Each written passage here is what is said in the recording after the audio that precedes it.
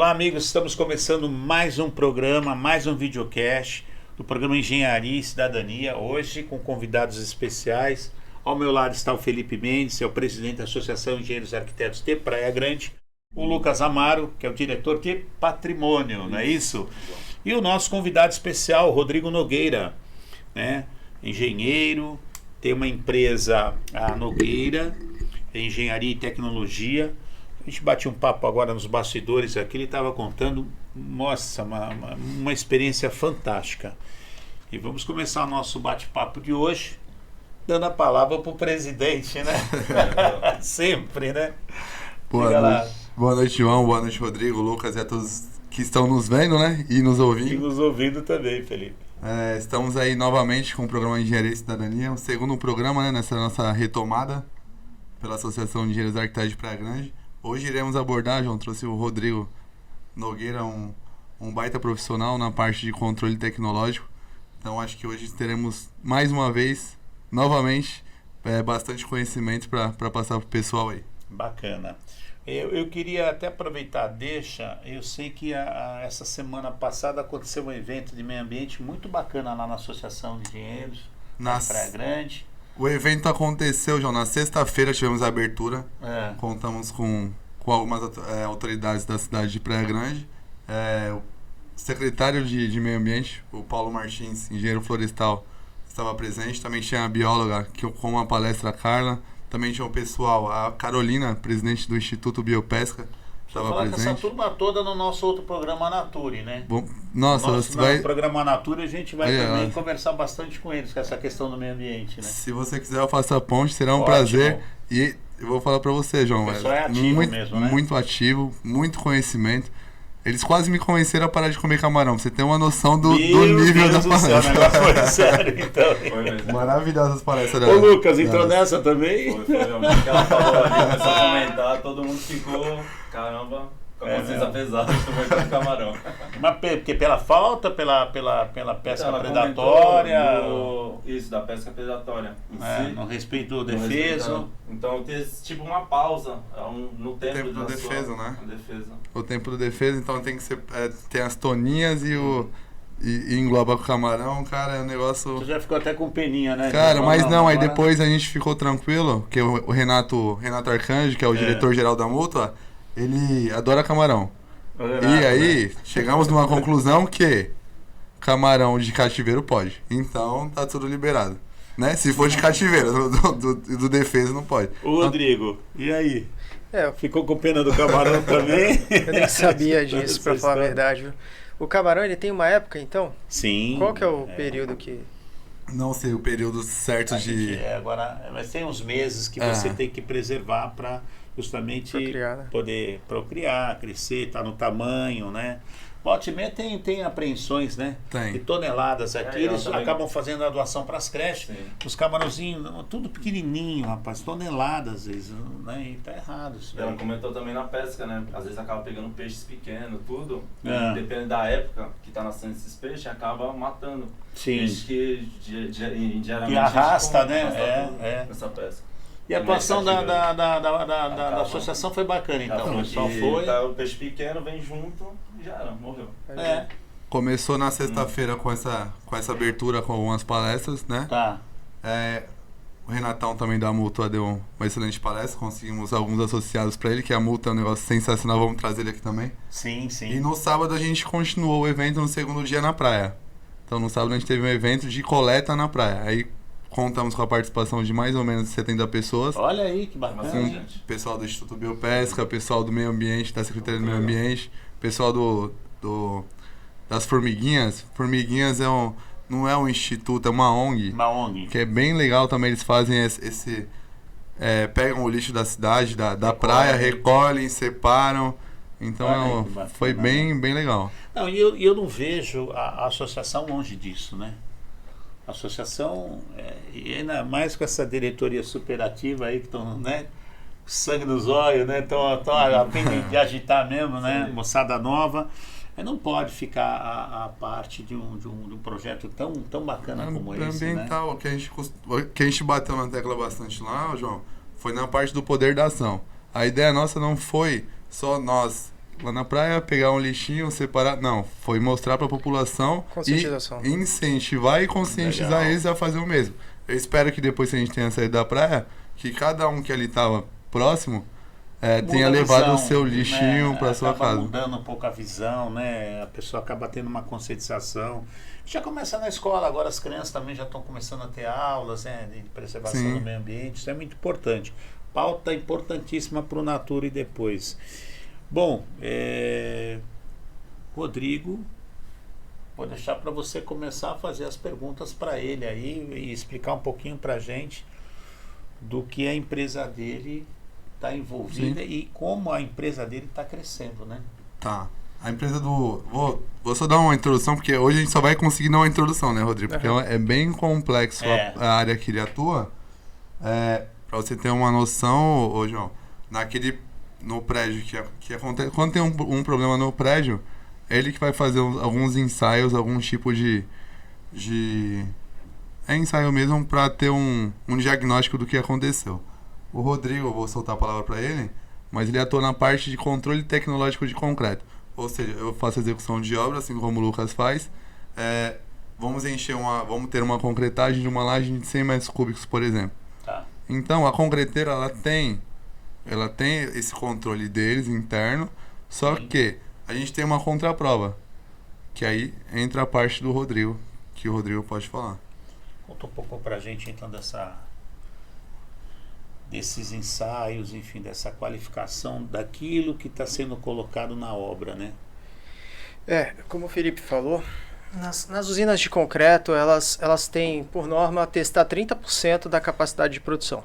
Ou seja, se a usina produz 10 mil metros cúbicos, 3 mil metros cúbicos ali, ela vai ter que fazer os ensaios dela.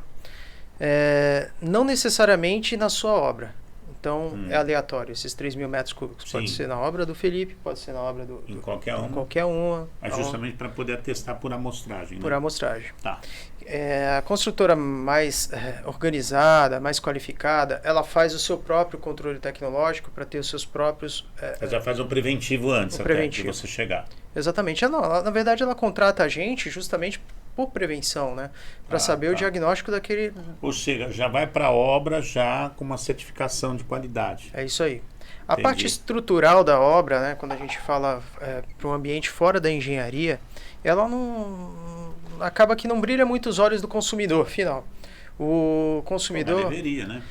Mas infelizmente o consumidor ele olha a localização, preço, acabamento. Vê lá o revestimento. Revestimentos, porcelanato é bonito. Se a esposa gostou do bairro, se tem piscina. Exatamente, né? se tem piscina, se tem uma área de grande dessas de recreação. Mas, Rodrigo, é um pouco de uma questão cultural e falta de informação, né? E tá aí essa oportunidade excelente da gente poder esclarecer isso também para o consumidor, né? Porque afinal de contas é um investimento alto que se faz o imóvel, não é comprar uma camisa, né? É um patrimônio que está sendo adquirido e quanto mais informação ele tiver, é sensacional, né? É fundamental. Infelizmente falta informação, né? Quando a gente trata uma casa, ela tem um tipo de estrutura que não tem tanta responsabilidade estrutural. Tá. Quando você porque é um pavimento ou dois, né? Às vezes não faz nenhuma laje, é um forro, um telhado. Tá. Então quando você trata com prédio, hoje em dia prédio baixo está com 15 pavimentos aí, prédio baixo, né? Os prédios são todos muito altos, acima de 10. Então, assim, quando você trata com prédio, a responsabilidade estrutural é diferente. E não é brincadeira, assim, os engenheiros da obra de execução, eles têm um trabalho muito complexo. Os ensaios dos produtos, os materiais aplicados na obra, ele tem responsabilidade estrutural. O concreto não é só um cimento misturado com areia e pedra. Não é só isso. Simplificadamente seria isso com aditivo e água também. Mas não é só isso. Ele tem uma responsabilidade estrutural muito grande. Tanto que cada projeto de cada obra, ele tem uma característica de traço, né? De traço de concreto. No caso da obra, a maioria das obras da Baixada Santista se trabalha com FCK 35. Enfim, eu não sei se é legal falar esse tipo de informação. o público aí daqui vai entender muito sobre isso, né? Mas FCK35, o slump varia aí na fundação um pouco mais seco, aí depois nas lajes um pouco mais mole, né? Sim. Vamos dizer assim, o português. Pode falar técnico, aí você volta. O que ele fala duro é de 8 a 10. O que ele fala mole é de 12 a 16. Entendi. Mais ou menos isso daí, né? E aí o slump, a característica dele tem a ver basicamente com o consumo de cimento. Então, quanto maior o slump, quanto mais mole ele for, mais cimento ele tem que ser aplicado. Certo. E quanto mais cimento ele é aplicado, mais caro fica o concreto. E aí a construtora, poxa, eu não quero trabalhar com concreto muito mole, porque vai ficar ter que botar mais produto. Botar quando mais muda dinheiro. o traço, muda o valor também. Consequentemente, o valor vai... E aí, na obra, o pessoal de obra, eles já gostam de trabalhar com produto mais mole, porque é mais fácil de manusear, a trabalhabilidade é mais tranquila. Sim. Então, o pessoal, poxa, se tiver um concreto mole, tanto para bomba, quanto para o caminhão betoneira que está descarregando, quanto para o pessoal que está espalhando, é mais fácil. Só é ruim para quem está pagando a conta. E aí entra o choque. Porque também é relativo, né? Muitas vezes o motorista faz esse concreto ficar mole com água. E aí essa água acaba tirando a resistência, que é um fator estrutural. Vocês analisam... Água e cimento, né? Tem um fator muito importante que é o água e cimento. Isso é desde a faculdade. Sim. A gente aprende esse traço e a gente não pode mexer. Nisso não dá para mexer nessa mistura, né? Porque vamos supor, se você compra um concreto FCK35, a maioria das empresas aqui na Baixada Santista 3540, você está falando aí de uns 380 kg de cimento por metro. Quando você, para atingir 35 MPa em 28 dias, quando você adiciona água em excesso do traço, esse concreto não vai atingir 35 MPa. Ele tende a ter a resistência mais baixa. E aí, quando tende a ter resistência mais baixa, cai no calculista. Quando é feito controle tecnológico e ensaio. Quando o calculista olha aquilo, quanto que deu? Deu 21 MPa. Pô, vamos ter que fazer um reforço estrutural. E aí começa a se ter essas discussões. Agora, quando você não tem a contraprova, que o Felipe falou, aí fica totalmente na mão do acaso, complicado. Né? Do destino. A Nogueira Engenharia e Tecnologia, normalmente ela tem alguns pilares, né? Então, as construtoras chamam para vocês fazerem os ensaios nos blocos, as qualidades de blocos, argamassa, o arrancamento, né, da fachada, explica um pouquinho para a gente, e a questão do concreto que a gente está falando também, não é isso? Isso. Então, explica um pouquinho para a gente, nesses itens de produtos aqui. Vocês analisam a resistência dos blocos, a qualidade deles? Esse pacote de serviços geralmente é vendido em obras em São Paulo, principalmente. Aqui na Baixada Santista nem todas fazem, mas a grande maioria, as empresas mais preocupadas fazem sim ensaios nesses produtos. E tanto bloco como ensaio de arrancamento, que você perguntou como que é. Arrancamento de fachada. Arrancamento de fachada. O Felipe também sabe dizer isso. A gente já fez para eles lá. A gente usa um macaco. As ferramentas é um macaco hidráulico, uma maquita, dispositivos todos de acordo à norma. Dispositivos são pastilhas.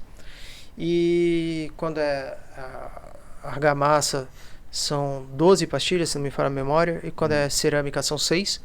E aí esse macaco, ele tem um método de ensaio. Sim. E ele vai ser arrancado, vai ser colado essas pastilhas, e depois de um tempo que a cola de fixação da cola vai ser arrancado com o macaco. O valor que der ali, a gente vai comparar com os parâmetros da norma, para ver se está atendendo a norma ou se não está atendendo a norma. Olha que legal, né? Porque a gente vê tanto prédio caindo, tanto revestimento, né? E é engraçado... Caramba, prédio novo, você fala, nossa, já está ali, cheio de rio, já está caindo ali pastilho, revestimento, né? Muitas das vezes, eu já chamei o Rodrigo para fazer um teste no primeiro prédio que eu fiz, lá no Residencial Praia, em 2018. Faz pouco tempo, mas foi numa alteração de massa que eu ia fazer. Eu ia alterar a massa de reboco, eu fiz lá minha alvenaria, tem uns pilares feitos, aí eu fui rebocar. Só que antes de eu alterar a minha massa, antes de eu modificar o fornecedor de massa, eu fiz um teste na parede com a massa desse fornecedor e chamei o Rodrigo para fazer o teste, para ensaiar essa massa. Para a gente ter justamente essa segurança de fazer essa alteração e não ter problema depois para o cliente final. E nem para a consultora. Então, sim, o trabalho dele vai muito além do...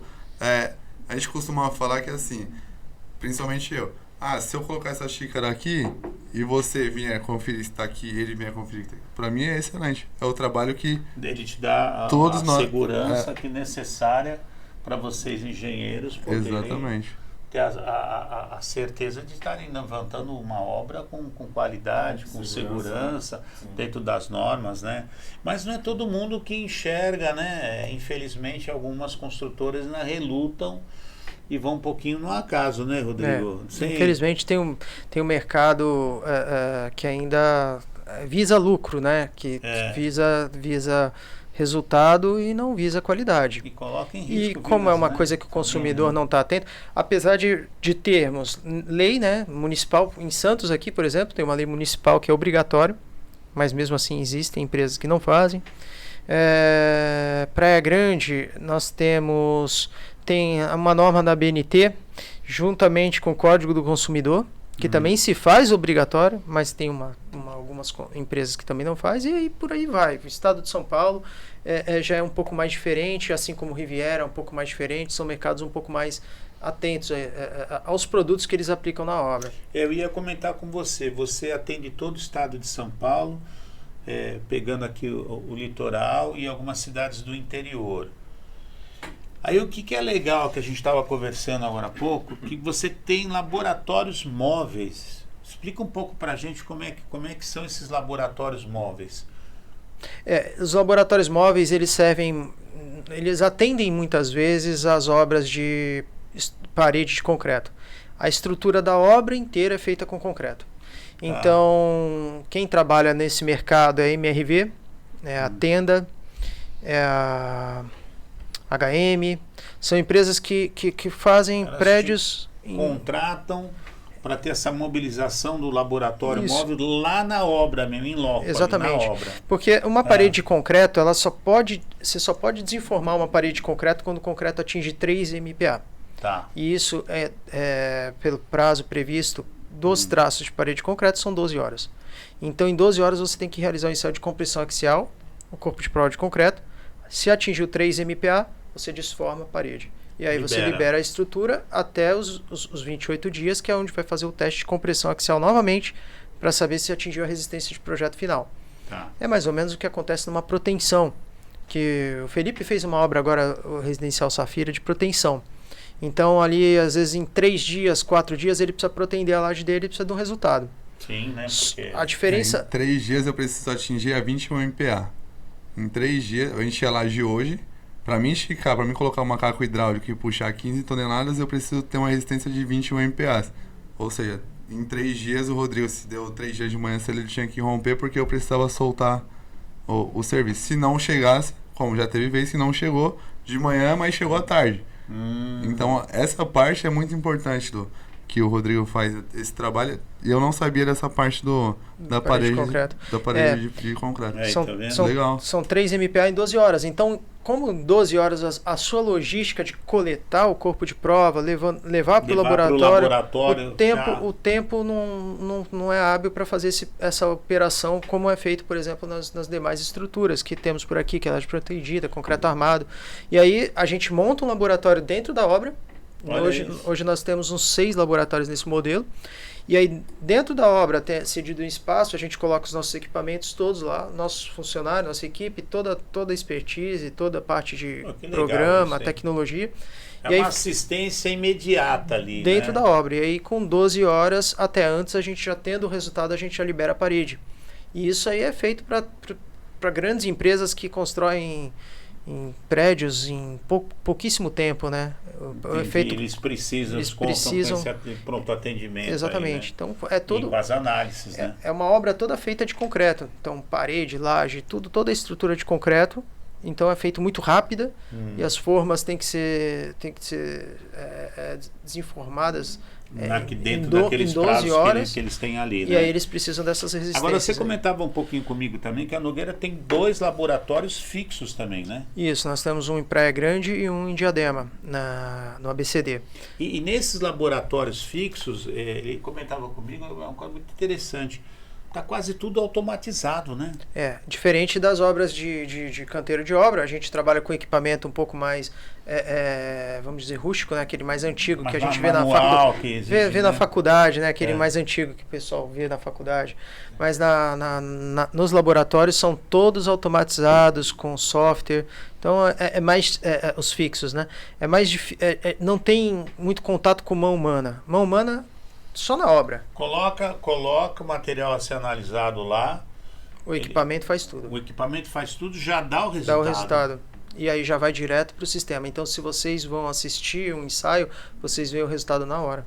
Olha isso. O programa ele roda o gráfico no momento do ensaio, está fazendo o gráfico, está rodando o ensaio e o resultado sai na hora. Então, não existe nenhuma forma de alteração.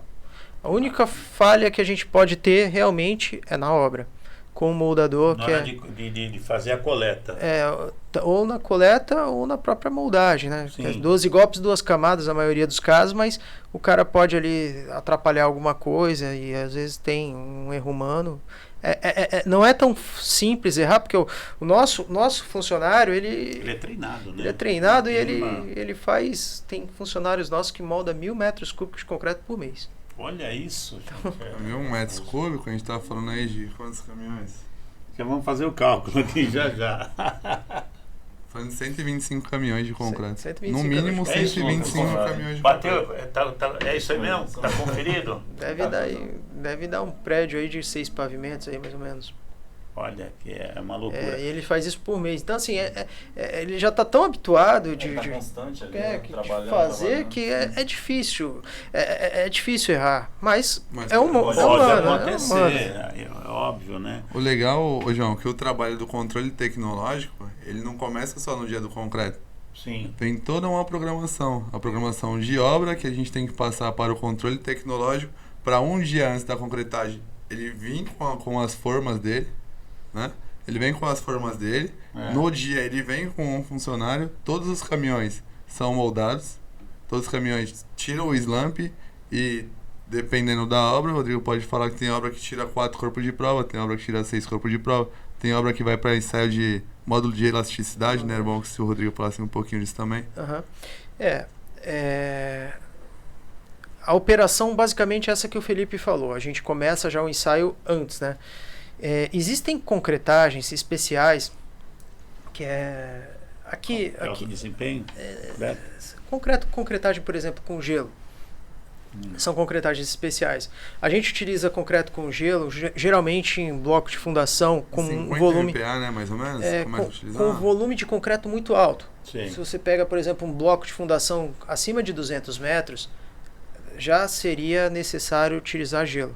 Existe uma patologia no concreto que se chama intrigita tardia. Imagina um bloco enorme de concreto todo trincado.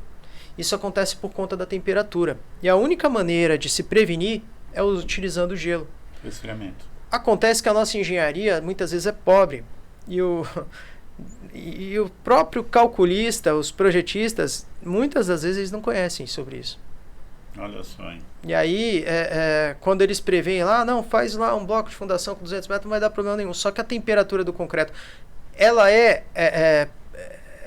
aceitável no Brasil, se não me falha a memória, com 65 graus Celsius, que é o mesmo padrão da França. Se eu não me engano, nos Estados Unidos é 63 graus Celsius. Depois eu posso tentar... Vou passar isso pra gente, esses dados depois.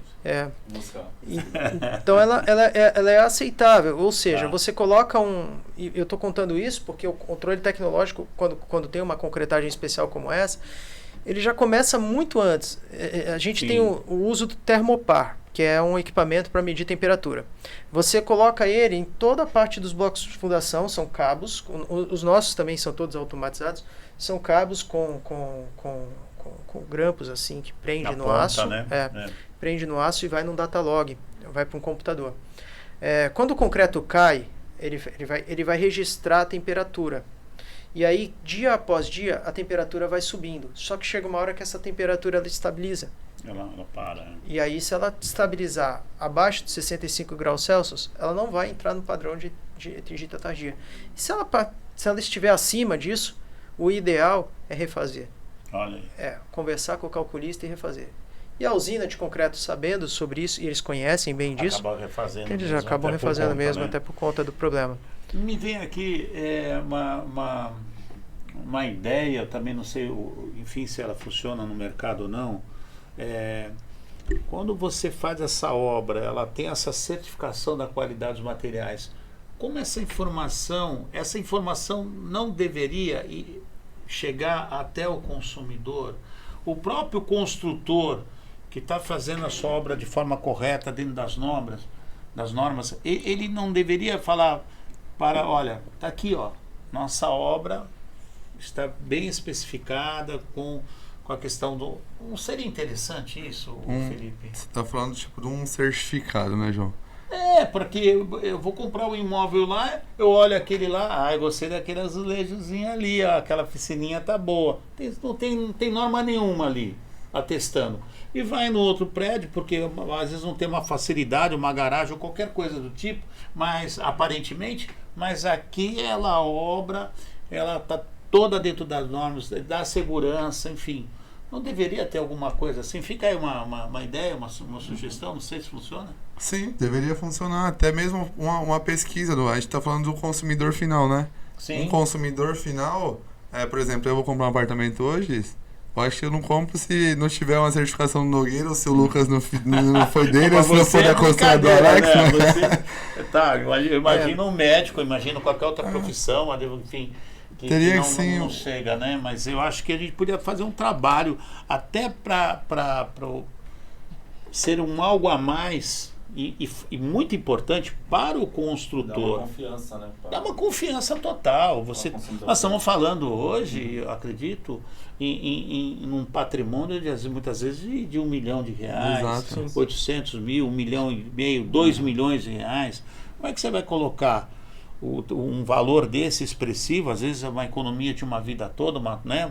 E numa obra que não tem essa certificação, que não teve esse cuidado. Embora as grandes construtoras, como o Rodrigo falou, elas se preocupam, para elas já é o beabá da história. Não, olha, verifica, testa tudo aí, porque é a nossa segurança também. Mas existem aqueles outros empreendimentos que não fazem por isso. Eu também não sei, porque o custo é irrisório. É irrisório, né, Rodrigo? Perante o que se faz na obra inteira, de 0,5% a 1%. Meio a 1%. É. E o risco é enorme. Gigantesco. É enorme. Porque assim, algumas coisas a gente só consegue prevenir com controle tecnológico. Sim. Justamente porque eu acho que assim, o básico em São Paulo, no mercado de São Paulo, a gente faz aí os 4 itens. Os 4 itens é bloco, argamassa, concreto e prisma. Isso é praxe. Isso é praxe em São Paulo. Saída. Praxe. São Paulo, ABCD, é normal. Eles não... Pessoal do interior também? Algumas cidades? Pessoal do interior também, Campinas. Tantas outras, né? Outras. Quando a gente traz para a Baixada Santista, o básico é o concreto. O que já ajuda bastante, porque a maior parte da estrutura o produto mais consumido na construção civil é o concreto. Mas aí existem sim empresas e empresários que procuram fazer de maneira, não sei nem se é para baratear, não sei o que uma questão de conceito e informação também, né? Eu acho que pensam assim, não precisa, não é necessário. Já fiz 30 anos, é a mesma história que a gente escuta todo dia do pedreiro. Não, já faço há 30 anos e nunca deu problema, agora você quer mudar. As normas mudaram e a gente acompanha. E a gente é fiscalizado. Porque teve sorte, 30 anos pode ser do 31º ano não ter essa sorte. Mudou, igual o Rodrigo falou, às vezes mudou um traço da argamassa. Acabou. Sabe, João? Mudou um traço da argamassa, já não é mais há 30 anos. Eu falei patrimônio, nós nem falamos ainda de vidas, né? Que esse não tem um valor incalculável. O desafio das usinas de concreto é produzir o concreto com eficiência, né? Tem que entregar aquilo que o projeto tá solicitando, aquilo que foi comprado aos 28 dias, ou aos 7, o FCJ, enfim. Eles têm que entregar aquele produto que foi comprado, Porém, eles querem entregar aquilo com o mínimo de custo possível, como qualquer empresa. Vai fazer uma caneca, pô, vou fazer essa caneca, mas eu quero gastar o mínimo possível para vender, para ser competitivo. Só que esse ser competitivo passa na mão de outro. Um administrador, muitas vezes, que não tem conhecimento operador técnico. de pau, motorista de betoneira, um balanceiro, enfim. Eu não estou criticando nenhuma dessas profissões, mas falha humana pode acontecer, como acontece também com a gente. E aí é complicado. A gente fica aí a sugestão aí de chegar essa informação ao consumidor, né? Que as pessoas e quem nos assiste... O grande problema também é para quem trabalha corretamente. Se você pega uma construtora que trabalha tudo certinho, ela vai... Um metro quadrado dela vai ser mais caro. Vai ser mais caro. Aí você vem um outro lá que trabalha tudo de qualquer jeito, um metro quadrado é mais barato. Mas não tem milagre, né? Mas aí o consumidor às vezes não enxerga isso e vai no mais barato e compra. Mas ele está assumindo risco para ele, para a família dele. Teve caso na Baixada Santista de empresa que estava vendendo apartamento a 150 mil. Depois fechou as portas. Mas enfim. Ou não entregou, quebrou, ou é realmente o que botaram ali, né? Quebrou mesmo. Massa de pão ali. Isso acaba atrapalhando o mercado das construtoras. Sim. Porque assim, se todo mundo trabalha corretamente... Todo mundo tem um preço ali que... Sim. Aí o que vai diferenciar? Vai diferenciar o acabamento de um, a mão de obra do outro. Mas pelo menos a estrutura do negócio... Os investimentos, as louças, né? Os metais, tudo bem. Exatamente, uma localização. O meu é de frente para a praia, o seu é 3 ruas para trás. Então, essas coisas aí podem... É uma questão de mercado, mas não... Agora, economizar com a estrutura do prédio, mão de obra, execução... Poxa, hoje em dia, na cidade, na Baixada Santista, eu defendo muito o mercado da engenharia. Porque os engenheiros, eles estudaram 5 anos, ou 6, ou 7 para se formar. E muitas vezes, antigamente... Eles não param de estudar. Agora continuam estudando sempre. Agora mudou muito o mercado. Mas se eu falasse da Baixada Santista há 13, 14 anos atrás, você contava nos dedos as obras que tinham um engenheiro. Olha só, né? Que loucura, um engenheiro de execução ali, um cara que era responsável por aquela obra. E aí isso mudou. Hoje você vai numa obra, você vê um engenheiro, você vai na outra obra, você vê um engenheiro. Conversa, informações. As coisas estão um pouco melhores nesse sentido, porque é um profissional que foi qualificado para aquilo. Sim. Né? Ele tem propriedade de entender tecnicamente o que está acontecendo na obra. Existem empresas que você vai lá e tá o cara lá de chinelo, bermuda, e sem camisa, trabalhando, aí você fala, não tem engenheiro, não tem, aqui é eu mesmo que toco e tá fazendo de qualquer... concreto é o que? É aquele que a gente põe água e é mole e vai levantando o prédio e daqui a pouco o metro quadrado dele tá mais barato. Bom, também assim, né? Meu Deus. É um pão sem fermento. E eu não tô tirando a qualificação deles, mas é que nem eu falei, tem os engenheiros, eles estudam muito, fazem muitos cálculos, eles se aprofundam em determinadas áreas. E, assim como o mestre de obra, ele tem uma experiência muito longa, às vezes muito capaz daquilo que ele faz. Eu acho que juntar esses conhecimentos é bom para o consumidor. Por mais que você pague um pouco mais caro. Com certeza. Para mim, o principal vilão nisso tudo são os impostos que são cobrados em cima dos produtos. E aí a gente vai entrar numa outra discussão. Também louca, né? E olha, programa bom é programa que passa sem a gente sentir. Já estamos no final do programa. Na verdade, já estouramos o nosso horário ali. O nosso... Já estouramos em 3, a produção está falando, né? Mas é isso, é realmente um assunto apaixonante, falta essa informação, né, para chegar ao consumidor, a chamar a atenção do construtor.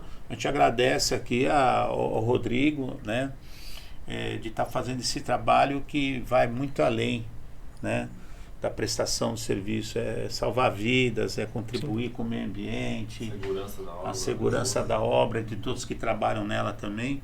E para encerrar, vamos passar a palavra para o presidente. Vamos ver o que vai acontecer agora nesse mês de maio. Como é que está a nossa associação aí para o mês de maio, Felipe? João, o mês ainda não acabou, tá? Hoje é dia 18 de abril e dia 28 e 29 teremos colégio de inspetores. Colégio de Inspetores. Ah, sim. Lá em Atibaia. Isso. É onde a gente encontra se encontra os inspetores e presidentes de associações e debatem ideias com o tema cidades inteligentes. Então, de lá surgem algumas ideias que a gente consegue levar para o poder público, sim, para que possa ser analisada, né, por um grupo técnico, né? Foi discutido por um grupo técnico, a gente chega lá com algumas propostas. Então, é muito bom essa integração entre CREA e CREA, que eu falo, são os engenheiros, e o poder também do CREA, junto com o poder público. Bacana. Vamos trazer no próximo programa, né, o resultado desse encontro aí, que vai ser bem legal, né? E amanhã, João, vamos ter na SEDUC, em Praia Grande. Lá estamos, a Prefeitura, o Meio Ambiente, a Secretaria de Meio Ambiente está alterando o programa de PGA-ICC. O que é o programa de PGA-ICC, para o pessoal entender? É um software de geração de resíduos. É onde a Secretaria do Meio Ambiente consegue ter o controle da geração de resíduos que tem na construção civil. Olha isso. Então, para mim ter uma aprovação de projeto, eu tenho que apresentar quanto de resíduo eu vou descartar. Não só quanto de resíduo, mas qual tipo de resíduo. Classe A, B ou C, concreto, ferro, saco plástico, lata de tinta. Perfeito, ótimo, então, excelente. Para aprovação de projeto, a gente tem que ter o PGA-ICC. Para uma demolição, eu tenho que ter um PGA-ICC. Para uma reforma, eu tenho que ter um PGA-ICC. Ah, mas Felipe, se eu não tiver um PGA-ICC, eu posso reformar? Você vai reformar. Só que se você fizer um descarte ilegal desse resíduo, você pode ser autuado. Com certeza, né? Então, para quem não tem esse conhecimento, é bom buscar um pouquinho do conhecimento. E amanhã, quarta-feira, dia 19, estaremos na SEDUC com a Secretaria de Meio Ambiente, a Associação de Engenheiros e Arquitetos de Praia Grande foi convidada e estaremos lá. Também, né? Bacana, legal. Bom, tá aí, a nossa associação sempre atuando, né? Sempre atuante ali, junto com a sociedade, enfim, trazendo as informações. Rodrigo Nogueira, parabéns pelo seu trabalho, pelo que você desenvolve. Um prazer ter recebido você aqui.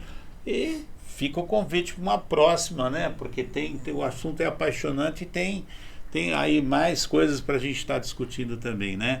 O Lucas falou um pouquinho hoje, né, Lucas? Hoje o Lucas... Mas escutando e aprendendo aqui um pouco. Tá aprendendo com o Rodrigo. Eu vi que você estava prestando atenção lá. Prestando atenção em todos os processos. Felipe, pode encerrar aí o nosso programa hoje, presidente. Vamos começar por mim hoje? Só boa noite. Espero que tenha sido alguns minutos de aprendizado, né? Foi apenas um spoiler aí do trabalho de controle tecnológico, não só falando de Nogueira, mas tem várias empresas atuantes no mercado da construção civil. Então vamos falar de controle tecnológico. Semana que vem estaremos de volta com mais informação para todos. Uma boa noite, que Deus abençoe a cada um de vocês. É isso aí. Sucesso, parabéns a todos. Muito obrigado.